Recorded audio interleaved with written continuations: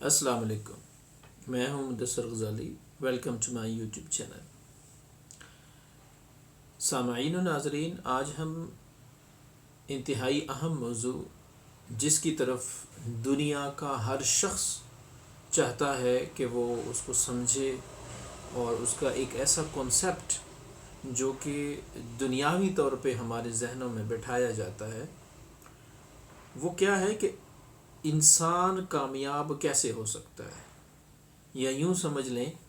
کہ کامیابی کیا چیز ہے۔ ایک انسان جو اس دنیا میں آیا ہے وہ کیسے کامیاب کہلائے گا۔ تو سب سے پہلے چونکہ ہم مسلمان ہیں، دنیا میں تو ویسے کامیابی کو جانچنے کے لیے لوگوں نے اپنے اپنے کچھ پیمانے بنائے ہوئے ہیں، لیکن بحیثیت مسلمان ہمیں یہ دیکھنا ضروری ہے کہ جس خالق نے ہمیں پیدا کیا ہے وہ ہم سے کیا چاہتا ہے، اور اللہ کی نظر میں انسان کی کامیابی کیا ہے۔ یعنی اسلام کے اندر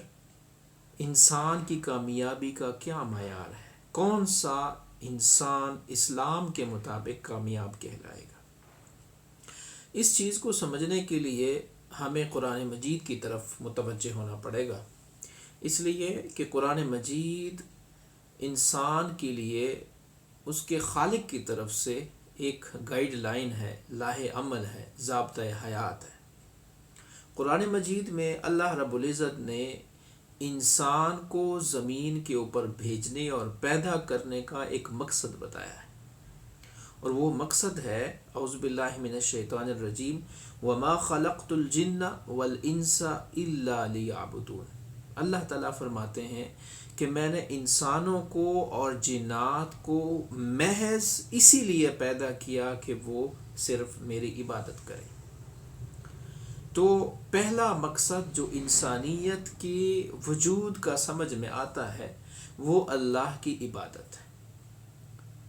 تو پہلی سیڑھی یا پہلی نظر میں کامیابی کی پہچان کہ آیا یہ راستہ انسان کی کامیابی کی طرف لے جانے والا ہے یا پھر بربادی اور ہلاکت کی طرف لے کے جانے والا ہے، اس کا جو پہلا معیار ہے، پہلا پیمانہ سمجھ میں آتا ہے، وہ اللہ تعالیٰ کا دیا ہوا پیمانہ ہے، اور وہ کیا ہے کہ انسان کو اور جنات، یہ دو ایسی مخلوقات ہیں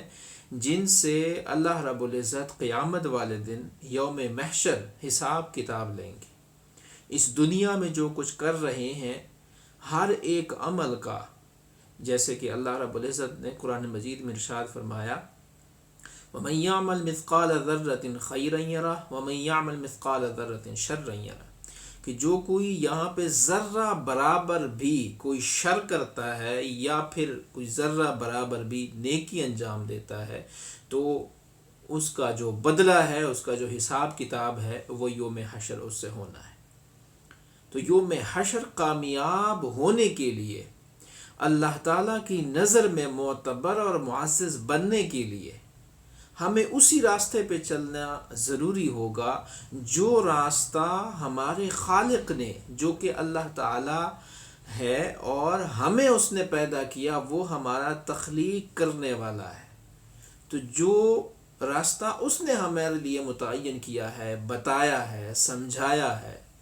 اور اسی راستے پہ چلانے کے لیے اللہ رب العزت نے 1,24,000 کم و بیش انبیاء کرام اس دنیا میں بھیجے ہیں، اور آفاقی کتاب قرآن مجید ہمارے سامنے موجود ہے۔ تو جو پہلا مقصد ہے اور کامیابی کا پہلا پیمانہ ہے، اور اگر راستے کی پہچان کرنی ہے کہ یہ راستہ ہمیں کامیابی کی طرف لے کے جا رہا ہے یا نہیں، تو اس میں ہمیں یہ دیکھنا پڑے گا کہ اللہ تعالیٰ نے جو دیا ہوا مقصد ہے کہ میری عبادت کریں، کیا اللہ کی عبادت سے اعراض ہو رہا ہے یا پھر اللہ کی عبادت کی طرف رغبت اور شوق اور ذوق اور ان کی انجام دہی ہو رہی ہے۔ تو آج کی اس نشست میں ہم اللہ تعالیٰ کا دیا ہوا یہ پہلا پیمانہ ہم نے سمجھا۔ انشاءاللہ تعالیٰ ملتے ہیں نیکسٹ ویلاگ میں۔